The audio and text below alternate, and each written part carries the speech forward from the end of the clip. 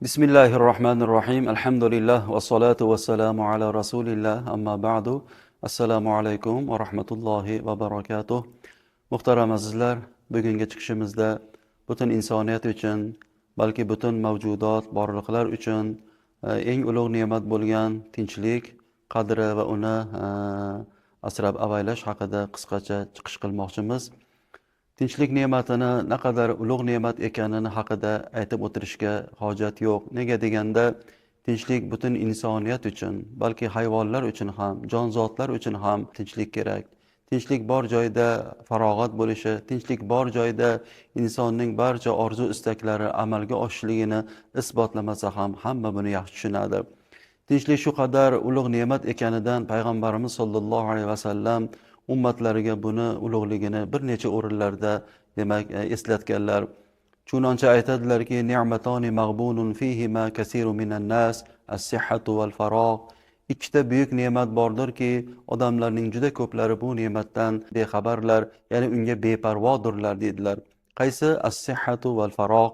Ya'ni bittasi salomatlik ne'mati bo'lsa, ikkinchisi farogh, xotirjamlik, ya'ni biz zikr qilayotganimiz tanlab olganimiz mavzu tinchlik ne'matidir.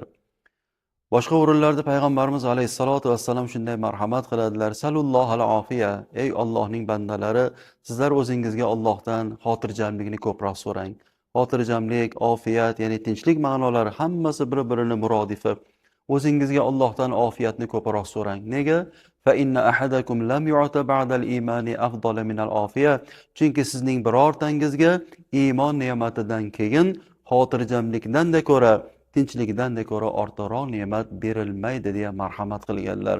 Demak, ma'lum bo'lmoqdaki, muhtaram azizlar, tinchlik bu nima degani? Tinchlik bu insonning hayoti, tinchlik bu insonning umri, tinchlik bu insonning dunyosi.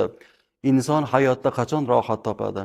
Tinchlik bo'lsa, qachon dunyoda orzu havaslari uchun intilib yashaydi? Tinchlik bo'lsa, qachon ilm, ma'rifat hosil qiladi? Tinchlik bo'lsa, qachon ma'naviy kamolot hosil qilish yo'lida harakat qiladi? Tinchlik bo'lsa, qachon oila quradi? Qachon farzand topadi? Qachon ularning baxti iqboli uchun yelib yuguradi? Qachon o'zidan yaxshi zurriyotlarni xalqqa, jamiyatga qoldiradi? Qachoniki tinchlik bo'lsa-da. Tinchlik bo'lmagan joyda oila qurish ko'ngilga sig'adimi? Tinchlik bo'lmagan joyda, notinchlik bo'lgan joyda ro'zg'or qilish ko'ngilga sig'adimi? Bolasini g'ami u yoqda tursin, ayolining tashvishi u yoqda tursin, o'zini joni halakda bo'ladi-yu. O'zini g'ami tashvishi uni mashg'ul qiladi-yu.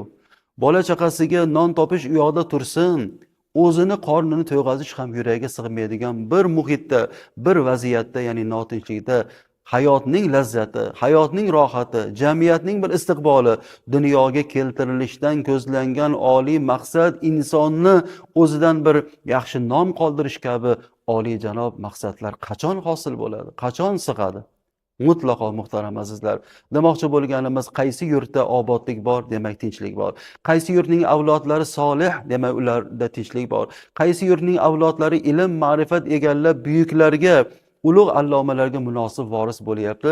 Demak, aniqki o'sha yurtlarda tinchlik bor, xotirjamlik bor. Demak, mana bu qisqa misollardan ma'lum bo'ldiki, tinchlik u biz o'ylagan kabi narsa emas. Tor doirada, qandaydir bir kichik mavzuda mulohaza qiladigan mavzu emas. U tinchlik din uchun ham, dunyo uchun ham, oxirat uchun ham kerak. Qanaqasiga inson oxiratda saodat qutishi uchun ham dunyoda tinch bo'lsin.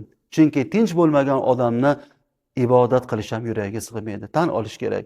Xotirjam o'tirib ibodat qilayotganlar qachon xotirjam o'tiradi? Ro'zg'orda tinchlik bo'lsa, hayotida bir farohat bo'lsa, qachon ilm o'qiydi, qachon bir yaxshi bir masalan ma'naviy, ma'rifiy malaka hosil qiladi, ko'ngli xotirjam bo'lsa-da.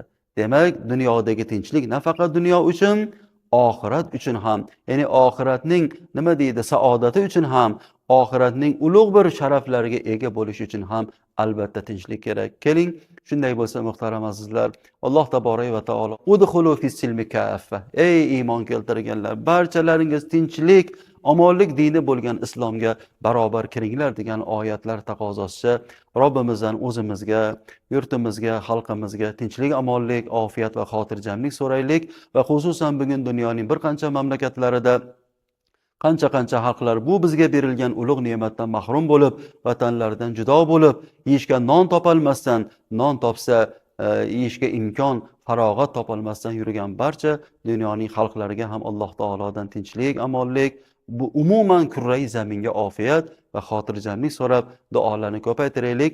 Ulug' kunlarda Alloh taolo duolarimiz ijobat, o'zimizga ham, xalqimizga ham, dunyo mo'min musulmonlariga ham amn va amonlikni Xudo ziyoda qilsin u hargiz ham kam qilmasin. Vassalomu alaykum va rahmatullohi va barakatuh.